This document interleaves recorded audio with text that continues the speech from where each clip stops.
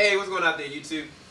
It's SEL0320. Got my wife, Alicia. We are here again for another review for Game of Thrones, the 7th season, the 3rd episode, The Queen's Justice. Babe, what do we think about this? I think this episode was more of like a watching what happens episode. Like, I feel like the first two were like very hard hitting. This one was just like watching things come together or not come together. Yeah. So I think it was really, really good.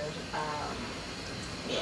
I think it was really good, like she said, story driven. Mm-hmm. Like, you know, you got intersections of people that you would never expect. Like, I was sitting there watching, you know, the Greyjoy sit there take these women down, you know, to the dungeon and to Cersei, and he was just like flaunting in front of Jaime's face. And then like what Cersei wanted to do with the girl, I was just like, dang.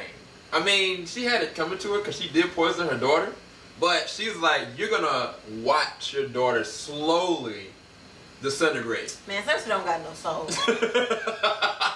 She has zero soul. But she got her justice. She's running things. Like, it's weird because I said to Alicia at one point, I was like, maybe she does deserve this because she is running like it ain't nothing. Man, it's blowing me because I understand like Daenerys not wanting to like kill the innocent people, but Cersei is out here like, oh, you gonna do this? Got this. Oh, this your next plan? Got this. Like, Cersei kind of... She's ready. She's so ready. It's like she's been born ready, almost. Because, like, you know what I'm saying? Daenerys took, like, the Unsullied, took them to take Casterly Rock. I was like, oh, man, they in trouble. They can't... I think, what was it? You know, it was like, it's impregnable. Yeah. Then they found, like, a crevice way to go in. Then all of a sudden, like, Grey Worm's like, where they at? And then, like... Jaime is taking, what's her name? He's at House Tyrell in the garden. I mean, he just took it.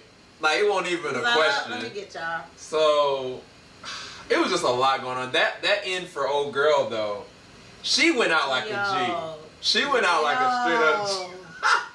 Because she plays so nice and respectable. Like, oh, but she been like that.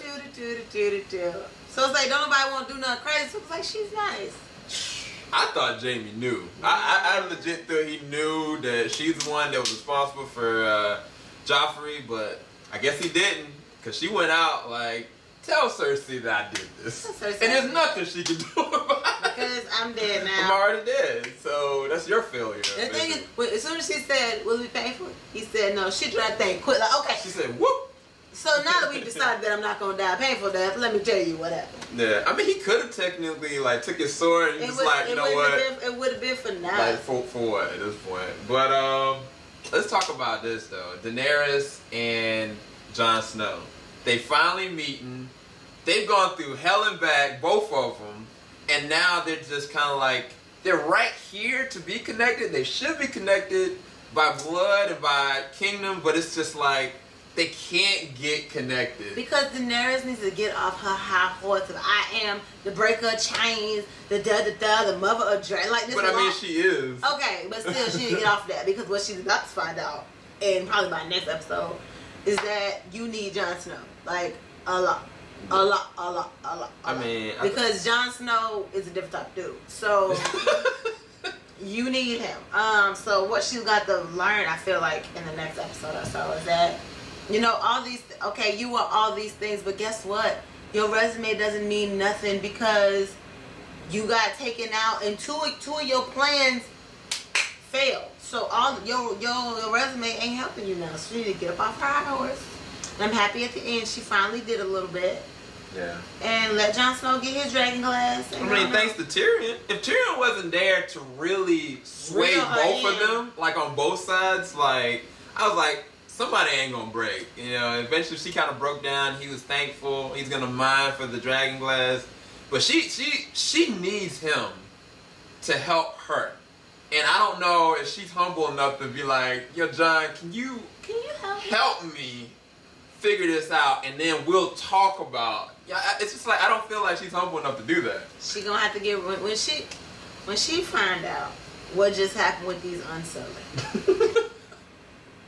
Then she's gonna need to. She ain't got no choice. I just don't want Grey Worm to die. maybe people dropping like flies. We've been sitting there watching folks just drop like flies. I don't know what's gonna happen, again, I think that this was a really good dissection episode. It wasn't anything like really too gruesome. But I think story-wise, this was a really filled-up story. Like, it was so much to happen. It was like 2 hours worth, but it was really just 1 hour. And I think that that's genius storytelling. And the content was great. And even Sam was able to successfully go through the procedure. We didn't see anything nasty. We didn't feel like we had to throw up. So for me, I get this episode 9.5 out of 10. I thought this was really dope. I'm pretty sure you enjoyed it too. I did. So I'm going to prepare to look at Rick and Morty in about an hour and a half. So I got some reaction stuff I got to do. Hope y'all enjoyed this review. Keep it locked, JVS. We ain't going to stop. Have a blessed one, you guys.